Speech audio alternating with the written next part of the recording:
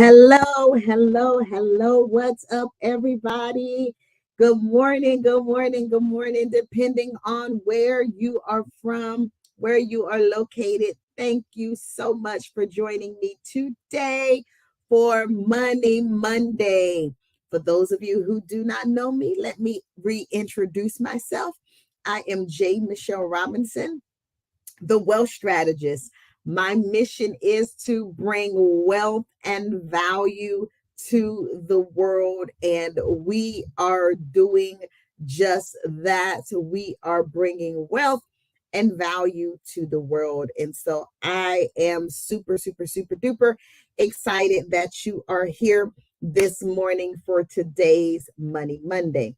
As I say during my introduction, every single Monday. First of all, I need you all to like and share this broadcast. I also need you to subscribe to my YouTube channel and turn your notifications on, because I want to ensure that you are notified whenever I pop on to do a live or when there is a new video that is uploaded. I am going to be releasing a podcast called Ask J. Michelle here in the near future. It's something that's been in the making for a long time, and I'm going to be releasing that in the near future. I am also going to be doing a lot more videos that won't necessarily be live, but I will be uploading those, or someone from my team, should I say, will be uploading those to YouTube. So we want to make sure that you subscribe and you click the notification button. All right. Okay. So let's get into it for today. I got to put my glasses on because you all know I can't see. All right. So today I want to talk about a topic that I don't believe a lot of people in our community. What's up, sweetie? Thank you for tuning in. Talk about or even are very aware of what's going on. And that's part of my job, is to bring certain topics to you that I don't think may be on your radar. But today I want to specifically talk about the United States debt ceiling. Those of you who are tuned in right now live, those of you who are watching this as a replay, I want you to put in the comments if you have been following what is going on related to the U.S. debt ceiling. Are you even aware that there is a debt ceiling in the United States of America? Go ahead, put it in the comment box. You can just simply say, yes, I'm aware, or no, I was not. But today I'm going to give you a very, very high level overview of what the U.S. debt ceiling is, what the issue is with it, and how it can potentially impact us as Americans. And then I am going to make the connection to life insurance, because as you all know, I have launched the Let's Get Covered campaign, and I'm going to explain to you today a reason why life insurance is important as it relates to the United States economy. Okay, so first of all, what is the U.S. debt ceiling? And I haven't seen anybody put in the comment, in the chat box, whether or not you know what it is or if you've been following this. But the United States debt ceiling is a legal limit on the amount of money that the government is allowed to borrow to finance its operations. Yes, the United States government borrows money to finance its operations and to pay its bills. I'm not going to get deep into this, but it really is a thing. The debt ceiling, this is something, it's set by Congress. And so this is not like the UN or something like that imposing a debt ceiling on different countries and nations. But this is something that is self-imposed by the Congress, and it can only be raised with congressional approval. This is not something that is new. There has been a debt ceiling. This is a process that has always been around. And if you have been following it on the news, on CNN, you would be aware that there is a lot of discussions that are going on in DC because we are about to hit our debt ceiling in June. I believe it's June 1st. We will be hitting our debt ceiling. And so there's discussions that are happening around this topic because what needs to happen is for things to continue as normal is the debt ceiling needs to be raised because the issue that the nation is now facing is that if we hit our debt limit and we are unable to borrow any more money, we won't be able to pay our bills. And this includes payments on outstanding debts. When I talk about we will not be able to pay our bills, this is also money that we owe to other nations, money that we owe to other countries, because that is how the economy works. Everything most things are not done in cash. I don't think anything is done in cash. There are, for the sake of this conversation, IOUs. We do business, we do international trading, we do different things with different countries. And there is it's basically done through credit, if you will. And so if we don't raise our debt ceiling, any money that we owe out to any other countries, we will not be able to pay that.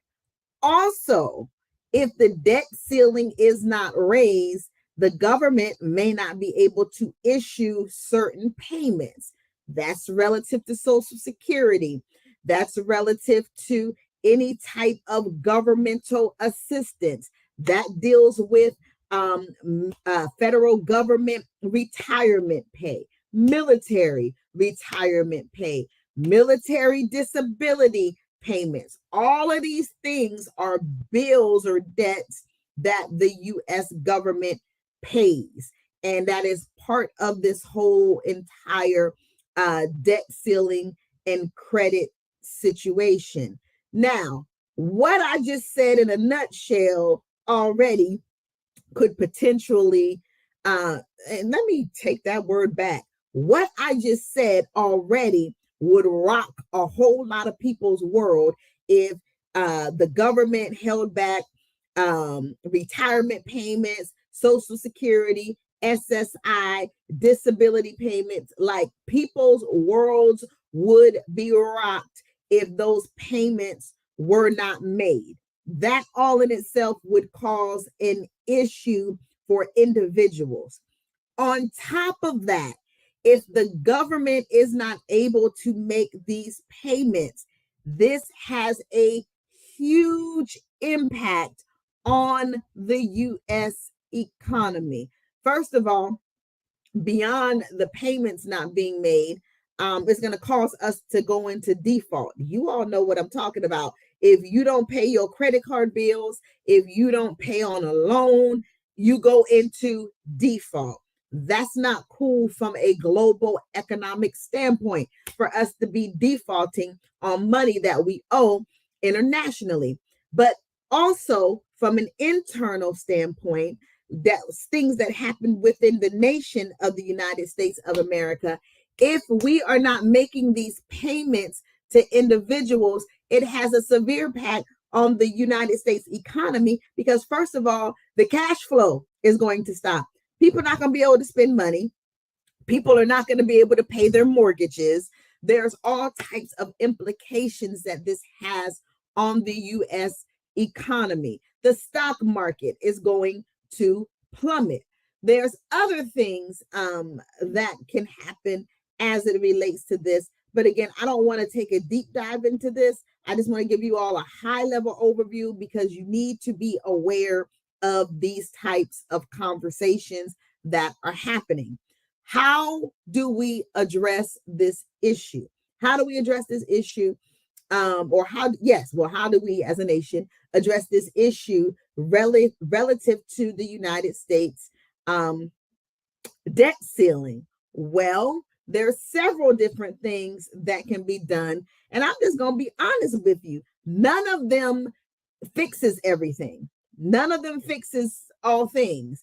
But these are some of the things that can be done. Of course, the discussion that's happening, I believe it's today, Joe Biden is going to be talking to Senator, and I can't remember the guy's name, about this, but raise the debt ceiling. If we raise the debt ceiling, we'll do what we always do, because this is something that we do, and life will go on as normal. A lot of people who are unaware will continue to be unaware because they're going to receive their payments as usual. All right. So raise the debt ceiling so we can continue to meet our obligation. Another thing that can be done, and this actually needs to be done in concert with raising the debt ceiling. I do believe and hope and pray, and I think they will raise the debt ceiling. That needs to happen for us to be able to honor our commitment and not be disruptive to the United States economy, and to basically ruin our reputation financially from a global perspective. We do need to raise the debt ceiling. But the second thing that needs to happen is we need to reduce our spending and decrease our need for borrowing in the first place. This is a entirely different issue that we really don't talk about, but you always hear me talk about this in this space that I operate in, related to like government contracting and grants and all this stuff. I talk about how there's all these billions and billions of dollars that are available. There's all this money that's out there to be made. But then I also talk about the fact that money's not real. We talk about the dollars and all these different things. That's because we basically just create money. And I'm not even just talking about the dollar bills. Basically, there is a budget that's just created for the federal government. And it says that there's these funds available, in that those funds are like spent, they're distributed and they're spent.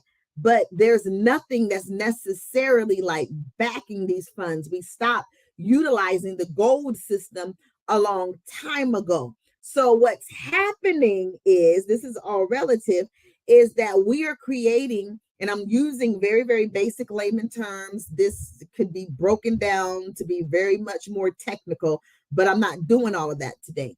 What's happening is we're creating these robust budgets. We're spending and we're going over budget. And that's what is creating part of this debt issue that the United States has. That's the internal issue, not to mention the business deals and the business things that we are doing with other countries that is also increasing our debt. All right.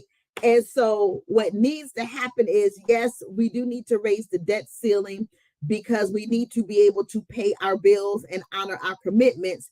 But in addition to that, we need to do a better job with reducing government spending.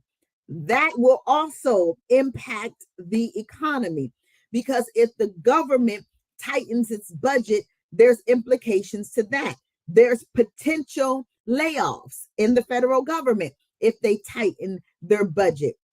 There's the potential of slowing down as it relates to government contracting. There's all of these different implications that could happen, but that is a reality of overspending.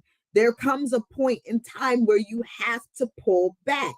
All of these things have a huge, huge, huge impact on the economy. But people, here is another thing that could happen. And this is something that we need to be on the lookout for, because they are in the process of negotiating. And so when I think about negotiations, and this has happened before, in 2013, we were in this same space that we are in right now, and nothing wonderful came from it from an economical standpoint. But listen to this. This is the third thing that can happen. And I actually believe, since we're talking about the fact that there's negotiations that are going to take place, I believe that there's going to be a combination of all things. But the third thing that can happen is increasing government revenue through tax hikes. Closing some of these taxing loopholes, which impact the wealthy and business owners. And these things reduce the need for borrowing. If they increase, we already have high taxes. I talk about this all the time. Like 40% of our money, specifically the W-2 employees, go towards paying taxes of some form. The employment taxes, FICA, Social Security, the taxes we pay on our food, sales tax. If you drink, liquor tax, it's all kinds of sugar taxes. We pay out a lot of money in taxes. There's also the reality that interest rates could go up. So that's what's going on with the US debt ceiling.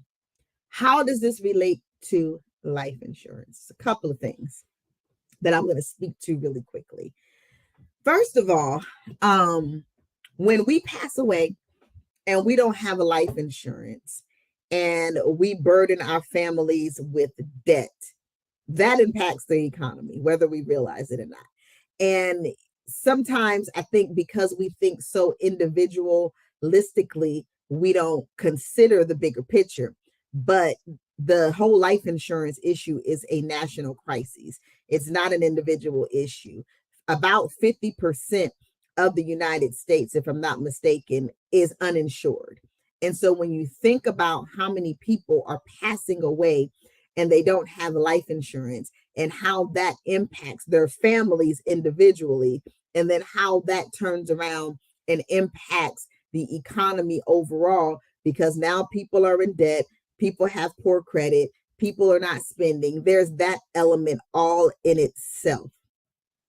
Government programs are going to become more stringent in the future. First of all, Social Security, I believe they're only giving people like $400 towards funeral cost now.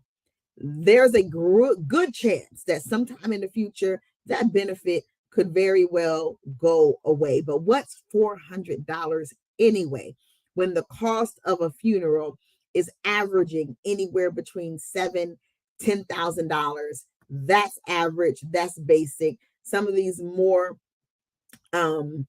robust funerals are more expensive. I don't even deal with those, because my assumption would be, if it's something that's more robust, that they got life insurance and they got money to pay for that type of situation. Another reason why life insurance is so instrumental as we talk about the economy is this: life insurance can be leveraged for many different things. We are seeing banks fail. You do not want to have all of your money tied up in a bank. You do not want to have all of your money tied up in the stock market. You need to have a diverse portfolio. One of the things that you can add to your portfolio is a cash value life insurance policy that you can leverage as your own bank, that you can utilize. You have the life insurance benefit, which is needed. That is basic. But then you also can leverage your life insurance policy as a bank, as a place where if you need money, you're putting money in it. It's not going to fail you. The life insurance industry is stronger than the banking industry. A lot of people are not aware of that, but it is a financial institution and it is stronger than the banking industry. You do not hear these issues that you hear about in the banking industry happening in the life insurance industry. Okay, so that is one thing. That's two things. Another thing is this. I talked about it from the banking perspective. Life insurance can also be leveraged for retirement income.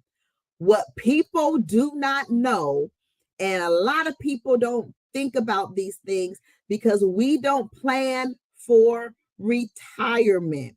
We are not planning for retirement. The average person is not thinking about retirement. And the biggest thought that some people have about it is leaning on Social Security. Listen to me, you all. Social Security is not going to fund your retirement. Okay. All right. I was looking at some statistics yesterday, and let me see if I can find my little note. But if not, this is what I'm going to tell you about retirement. I can't find my note, but here's the thing. It is expected today, 2023 already, that an individual is, I want to say, 58% responsible for bringing in their retirement. And when I say you're 58%, basically 58% of your retirement funds need to come from you generating those retirement funds. That's you saving your money. That's you outside of your employment getting an IRA. That's you finding other tools and mechanisms to fund your retirement. Social Security is only, I want to say, like 21%. Only like 21%. Then the other like 20 something percent is coming from employment retirement. But if I get real with you all, those are individuals who work for organizations that have good retirement plans. There are a lot of people who are entrepreneurs where you don't have an organization, a company that's giving you access to 401k plan, that has a pension plan for you to tap into. And so that 58% is even greater for you. That's more like 70 something percent. You have to figure out what you are going to do for retirement. Life insurance is an option, and I am speaking about it from my own personal portfolio. I have a life insurance policy that is going to provide me with, I believe it's $83,000. This is just one policy, $83,000 annually when I turn 66 years old, and I will be able to live off of that until I pass away. Not just that specifically. Let me redact that. That money will never run out while I'm alive. I will receive $83,000 annually, however I decide to have it distribute until I pass away. It's income that I will not outlive through life insurance. That is part of my retirement strategy. So I want to encourage you all today, as I am about to close out, because I've been on here long enough. The U.S. debt ceiling is very much instrumental and relative to the United States economy. And as part of the United States economy, there are different decisions that are made to keep our economy intact.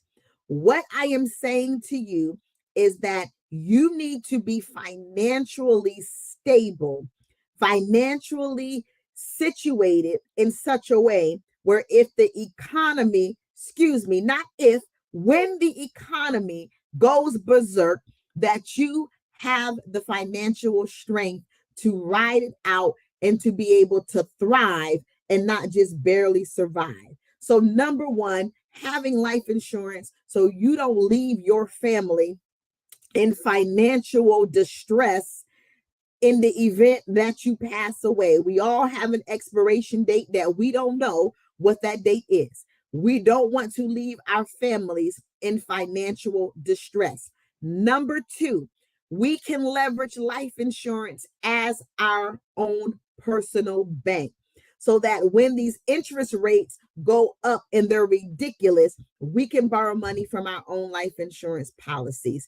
So when we can't get a loan because the banks are making their requirements more stringent, you can tap into your personal bank. Even as an entrepreneur, if you are not able to have certain things that you can show that you're making money and you're getting denied, you can utilize your own bank. Also, people who are becoming entrepreneurs, you need to have a retirement strategy. The third reason how this applies to life insurance is you can leverage life insurance for retirement. And even if you are a W-2 employee, the retirement, the pension from your job is not going to be enough to keep up your lifestyle. Social Security is not enough money to keep up your lifestyle. You are expected to figure out 58% of your retirement income. Life insurance is an option. It is a phenomenal option for you to leverage. That's for the W-2 employee. If you are an entrepreneur, I don't even know if people realize it or not, but everybody's not entitled to Social Security. Do your research. Everybody does not automatically qualify to receive Social Security. All right. Then there's levels to how much Social Security that you can even get. So you need to keep that in mind. But if you are an entrepreneur, you don't have an employer that's tucking away money for you for your retirement. So you need to think about other ways for you to strategize, to plan for your retirement, because the play is not working until you die. If you are a hairstylist, the play is not having to have clients until the day that you die. That's not even going to be sustainable for you. And so I want to encourage you all today, as part of my Let's Get Covered campaign, to get covered. Get basic life insurance, first of all. But if you have the finances, if you want to have the discussion from a more strategic standpoint, let's have a conversation and start looking at doing some long-term retirement planning for you. And life insurance isn't the only option. I'm a licensed annuities broker as well. There's other alternatives, but life insurance is basic. You need to have life insurance. You can leverage it for different things. Okay. All right. So as I close, again, I want you to be aware of my Let's Get Covered campaign. It is my goal to get, I believe I said 1,000 people covered with life insurance.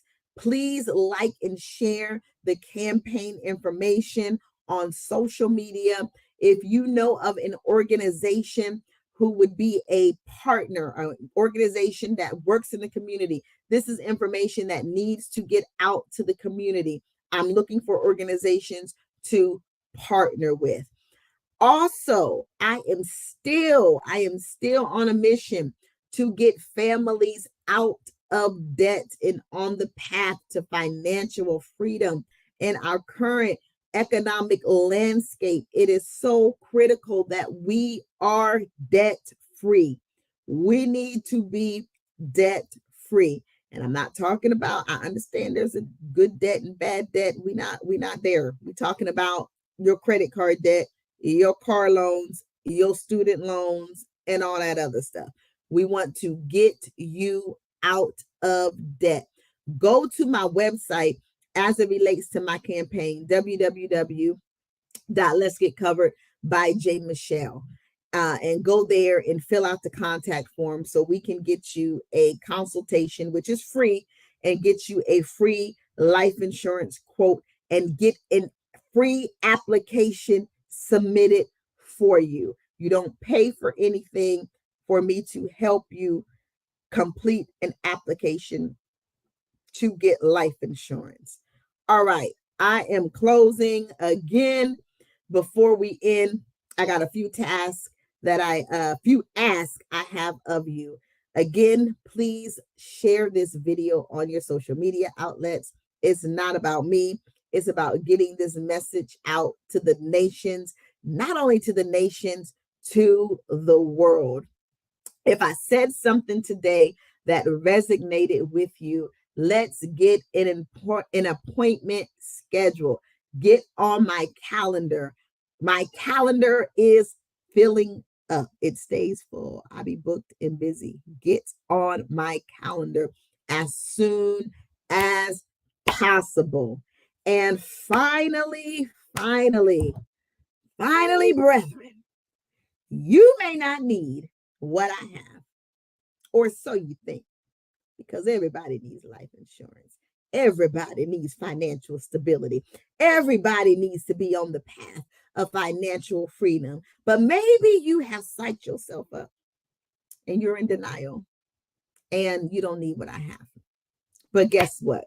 Nevertheless, somebody you know does. So please refer me to your friends and your family. Listen, y'all. That was my third close. I am out of here.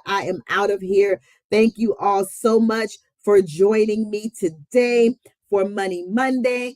I will see you all next Monday. Until then, you all be blessed and prosperous as we are bringing wealth and value into the world. Gotta get your mind right. Gotta get your mind